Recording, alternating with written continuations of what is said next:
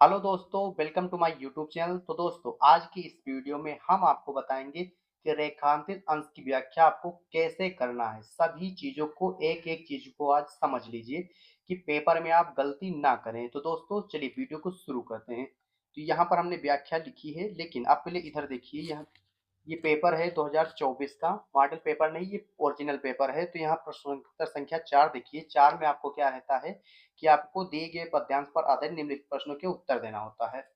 ये कितने नंबरों का होता है? तो ये 10 अंकों का होता है। 5 इसमें प्रश्न पूछे जाते हैं और ये टोटल मतलब इस प्रकार से आपका 10 अंक हो जाता है। तो यहाँ पर एक पद्यांश दिया रहता है, जैसे यहाँ पर आप देख लीजिए दिया है।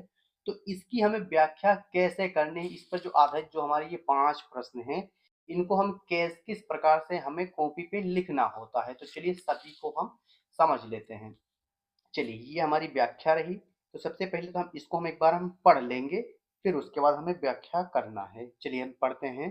निरख सखी ये खंजन आए, फेरे उन मेरे रंजन ने, नैन इधर मन भाए, फैला उनके तन का आतप, मन में सरसाए, घूमे वे इस ओर वहां ये हंस यहाँ उड़ छाए, करके ध्यान आज इस जन का निश्चय ही मुस्काए, फूल उठे हैं कमल अधर से यह बंदूक सुहाए, स्वागत स्वागत शरद भाग्य से मैंने दर्शन पाए, नभ ने मोती वारे, लो ये अश्व अर्घ भर लाए। तो दोस्तों, बहुत ही प्यारी ये व्याख्या है। तो यहाँ पर हमें देखिए रेखांश की व्याख्या कैसे करनी है। रेखांश की व्याख्या मतलब ये जो जितने शब्दों के नीचे अंडरलाइन है, केवल उतने शब्दों की हमें व्याख्या करनी है। तो यहाँ पर देखिए, जैसे कि यहाँ पर दो लाइनों की हमें व्याख्या दे दी है। तो यहाँ पर दो लाइनों के बीच में अंडरलाइन है, तो हमें इसकी व्याख्या कैसे करनी है, चलिए हम सभी को हम समझ लेते हैं। तो यहाँ पहले हम पहले अपना प्रश्न देखेंगे। हम यहाँ पर पहले प्रश्न देखते हैं अपना पहला प्रश्न। पहला हमारा क्या, उपरोक्त पद्यांश का संदर्भ लिखिए। चलिए हम इसका पहले संदर्भ लिखते हैं कॉपी में। संदर्भ में कैसे लिखना है, तो यहाँ पर देखिए कि हमने यहाँ पर सबसे पहले एक चीज आप समझ लीजिए कि कॉपी पे आपको प्रश्न डालना है या फिर उत्तर नंबर डालना है। तो यहाँ पर देखिए, यहाँ आपको डालना है प्रश्नोत्तर नंबर। क्या डालना है? प्रश्नोत्तर नंबर 4। 4 का जो हो वो डाल दीजिए। जैसे 4 हमने डाल दिया, ठीक। अब उसके बाद आपको क्या लिखना है? संकेतांक। यहाँ पर देखिए हमने लिखा है निरख सखी ये, फिर डॉट डॉट डॉट, और लास्ट के 3 शब्द जोड़ दिए, अर्ध भर लाए। तो ये क्या होता है? इससे क्या होता है? इससे एग्जामिनर को आसानी होती है कॉपी चेक करने में। जैसे कि आपकी जो पेपर होता है उसमें ये दो मतलब दो व्याख्या आपसे पूछ ली जाती हैं। तो पे तो एग्जामिनर को कैसे पता चले कि आपने भाई किसकी व्याख्या यहाँ पर की है, किसके प्रश्नों का उत्तर दिया है। तो इसी के लिए आपको यहाँ पर ये संकेतांक आपको डाल देना है भाई, ठीक। चलिए अब उसके बाद संदर्भ लिखेंगे। प्रश्न हमारा पहला क्या है? का। उसमें क्या है? संदर्भ लिखना है। तो संदर्भ आपको कैसे लिखना है, चलिए यहाँ पर देखिए। संदर्भ हमने लिखा है यहाँ पर, प्रस्तुत पद्यांश हमारी पाठ पुस्तक हिंदी खंड काव्य में संकलित गीत। देखिए, जो चैप्टर का नाम हो उसे ब्लैक पेन से और डबल इन्वर्टेड कामा के अंदर लिखिए, ठीक। गीत नामक शीर्षक से अवतरित है, जिसके रचयिता मैथिली शरण गुप्त जी हैं, ठीक। तो यहाँ पर जो शीर्ष का नाम है और जो रचयिता यानी कवि का नाम है, उसको आपको ब्लैक पेन से लिखना है, ठीक इसी प्रकार से। चलिए ये हो गया। अब इसके बाद अपना हम दूसरा प्रश्न देखते हैं। हमारा दूसरा प्रश्न क्या पूछा है कि सखी को खंजन पक्ष दिखाने से क्या तात्पर्य है। तो ये देखिए, अब इससे क्या तात्पर्य है यहाँ पर आप देखिए। चलिए,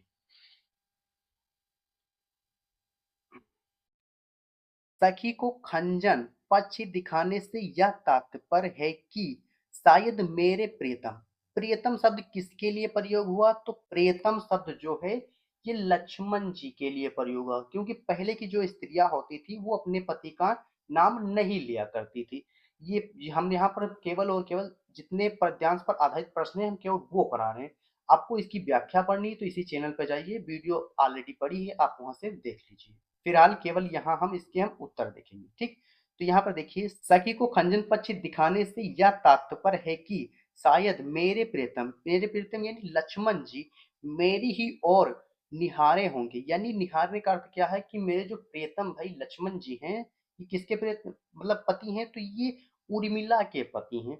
तो जो लक्ष्मण जी हैं, उर्मिला जी यानी कहती हैं कि ये जो मेरे प्रियतम है लक्ष्मण जी, वो शायद मेरी ही ओर अपने नेत्रों को घुमाए होंगे, तभी तभी ये खंजन पक्ष यहाँ पर आए हैं। तो ये आपका दूसरा उत्तर हो गया। ठीक, अब ये जो आपने दूसरा उत्तर लिखा, इसके लिए आपको कितने अंक मिलेंगे? तो इसके लिए आपको 2 अंक मिलेंगे। कितने अंक मिलेंगे?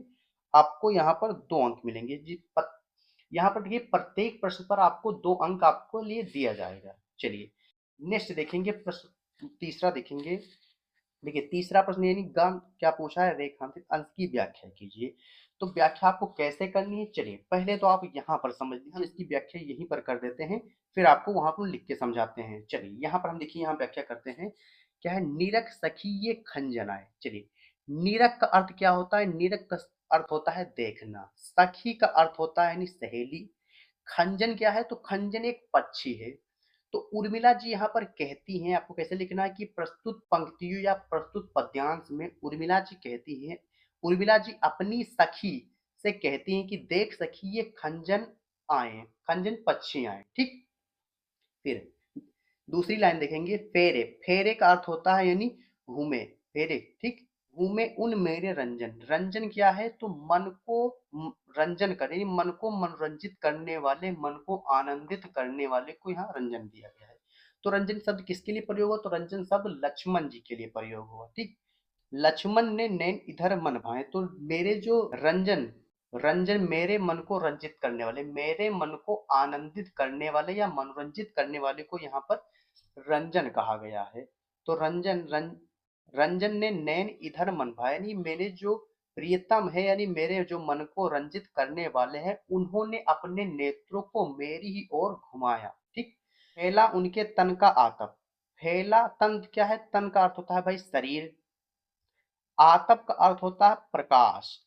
तो फैला उनके, उनके शरीर का जो प्रकाश है वो फैला, मन में सर सर साए, यानी उनका जो उर्मिला जी का जो सर से पैर तक है वो आनंदित हुआ। सरसाए का अर्थ क्या हुआ? आनंदित हुआ या मनोरंजित हुआ। ठीक, घूमे वे इस ओर वहां ये हंस यहाँ उड़ छाए। उर्मिला जी यहाँ कहती हैं कि जो मेरे प्रियतम लक्ष्मण जी हैं वो घूमे इसी ओर, कहती हैं कि लक्ष्मण जी इसी ओर घूमे हैं, तभी ये जो हंस है यहाँ पर उड़ छाए। करके ध्यान आज इस जन का। जन शब्द किसके लिए प्रयोग हुआ? तो जन शब्द उर्मिला अपने लिए प्रयोग करती है। जन कहती हैं कि आज मेरा ध्यान करके निश्चय ही वो मुस्काए होंगे। फूल उठे हैं कमल, कहते हैं कमल जो यहाँ है, कमल खिल उठे हैं, अधर से यह बंदूक सुहाए। अधर का अर्थ क्या होता है? अधर का अर्थ होता है ओंठ, और बंदूक क्या है? तो बंदूक ये एक पुष्प है, पुष्प होता है, बंदूक एक पुष्प होता है। कहते हैं कि अधर यानी कमल रूपी जो उनके ओंठ हैं वो पुष्प की तरह ही सुहाए हैं। चलिए, स्वागत स्वागत शरद भाग्य से मैंने दर्शन पाए। उर्मिला जी कहती हैं कि स्वागत है शरद ऋतु। शरद क्या है? तो एक शरद एक ऋतु है। तो उर्मिला जी कहती हैं कि स्वागत है शरद ऋतु, भाग, भाग क्या अर्थ हो गया? किस्मत से मैंने दर्शन पाए, कि आपका बहुत बहुत धन्यवाद है जो मैंने दर्शन पाए। नभ ने मोती वारे, लो ये अश्रु अर्घ भर लाए। नभ क्या अर्थ क्या होता है? आकाश, आकाश ने मोती, मोती किसे कहा गया? तो मोती का अर्थ होता है नहीं ओस से यहाँ पर लिया गया है। यहाँ पर भाव अर्थ आप समझिए, मोती जो नभ है उसने ओस रूपी मोती वारे। ठीक, लो ये अश्रु अर्घ भर लाए। और मैं जो है क्या है? मेरे नेत्रों, यहाँ पर देखिए नेत्र शब्द नहीं है, लेकिन आपको भाव अर्थ लिखने के लिए, नहीं भाव अर्थ आपको यहाँ पर लिखना होगा भाई, भाव अर्थ की से हम इसको व्याख्या करेंगे। तो यहाँ आंसू कहाँ से आते हैं? तो आंसू नेत्र से आती हैं। तो मेरे जो नेत्र हैं वो आंसू, यानी आंख में आंसू लाएं, मतलब जो हम सभी लोग सूर्य को जब अर्घ्य देते हैं, यानी सूर्य को अर्घ्य इस तरह देते हैं, तो वहीं पर जो उर्मिला जी हैं वो अपने आंसू के अर्ज दे रही हैं। चलिए ये इसकी व्याख्या रही। अब इसको आपको कॉपी पे कैसे लिखना है? चलिए इधर देखिए, हमने यहाँ पर कॉपी पे लिखा है इसको। चलिए, प्रस्तुत पद्यांश में उर्मिला कहती हैं कि सर हे शरद ऋतु, तुम्हारा स्वागत है, क्योंकि तुम्हारे आगमन पर मैंने खंजन पक्षियों में पिए के नेत्रों का, धूप में पिए के ताप का, हंसों में उनकी गति और हास्य का, तथा बंदूक पुष्पों में उनके अधरों का आभास पाया है। आकाश ने ओस की बूंदों के रूप में मोती न्यौछावर कर तुम्हारा स्वागत किया है, और मैं अपने अशुभ का अर्घ देकर अभ्यर्थना करती हूँ। तो ये इसकी व्याख्या रही। व्याख्या करने को आपको यहाँ 2 नंबर दिए जाएंगे, 2 अंक आपको दिया जाएगा व्याख्या करने की। तो दोस्तों ये आपकी व्याख्या। देखिए व्याख्या क्या, देखिए पद्यांश में आपसे 2 लाइनों की व्याख्या से पूछ लेता है, तो आप 2 लाइनों की व्याख्या आप ना कीजिए।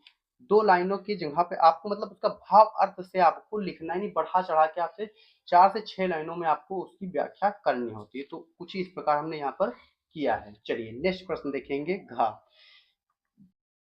कवि ने पद्यांश में किस ऋतु का वर्णन किया है? तो यहाँ पर देखिए किस ऋतु का वर्णन किया है।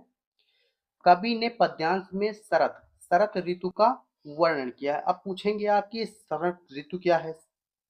तो शरत ऋतु वो होती है यानी बरसात के बाद और ठंडी से पहले की जो ऋतु होती है उसे ही शरत ऋतु कहते हैं। चलिए यानी ठंडी शुरू होते ही तो उसे ही शरत ऋतु कहते हैं। चलिए नेक्स्ट प्रश्न देखेंगे यहाँ पर। तो नैन और कमल शब्द के दो दो पर्यायवाची शब्द लिखिए। चलिए लिख देते हैं। तो नैन शब्द के पर्यायवाची क्या है आपको पता ही होगा। नेत्र होता है लोचन हो गया, ठीक। कमल शब्द का क्या होता है? तो जलज हो गया, पंकज हो गया, नीरज हो गया, बहुत सारी होती हैं। तो कोई ही आपको 2 यहाँ पर लिख देनी है।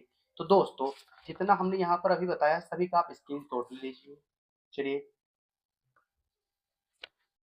तो दोस्तों यहाँ पर मैंने जितने भी सारे प्रश्न कराए हैं, यदि आप इन प्रश्नों को आप देख लेते हैं, समझ लेते हैं कि तरीका आप समझ लेते हैं कि हमें प्रश्न बोर्ड परीक्षा में कॉपी में किस प्रकार से लिखना है, तो आपको मैं बता दूं यदि आप इस वीडियो को देखे हैं तो आपके जो 10 अंक हैं वो 10 अंक करने का तरीका आपको पता हो गया होगा कि किस प्रकार से हमें रेखांकित अंश की व्याख्या करना होता है। तो दोस्तों आशा करता हूँ आज का वीडियो आपके समझ में आया होगा। तो दोस्तों वीडियो से यदि आप कुछ सीखे हो तो वीडियो को लाइक कर दीजिए और हाँ, चैनल पर पहली बार हैं तो चैनल को सब्सक्राइब जरूर कर लीजिए। मिलते हैं आपसे फिर किसी दूसरे लाजवाब वीडियो के साथ, तब तक के लिए love you, bye bye, take care.